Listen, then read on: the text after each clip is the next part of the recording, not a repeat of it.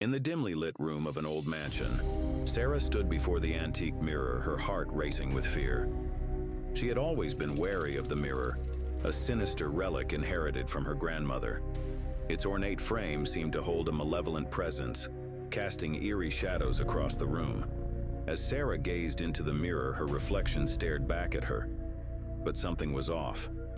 It wasn't a perfect reflection. Instead, it seemed twisted and distorted, like a grotesque imitation of herself. A chill ran down her spine as she realized that the reflection was moving on its own, mirroring her movements with unsettling accuracy.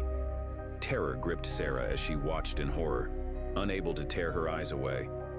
The reflection seemed to mock her, its eyes filled with malice as it mimicked her every gesture with uncanny precision. She could feel its malevolent intent, a dark force emanating from the mirror. Suddenly, the reflection lunged forward, reaching out as if to grab her. Sarah stumbled backward, her heart pounding in her chest. She knew she had to escape, but the mirror seemed to trap her in its clutches, a prisoner to its evil power. Desperate, Sarah called out for help, but her voice echoed hollowly in the empty room. With trembling hands, she reached for the mirror, determined to break free from its grasp. But as her fingers touched the glass, she felt a surge of dizziness wash over her, and everything went black.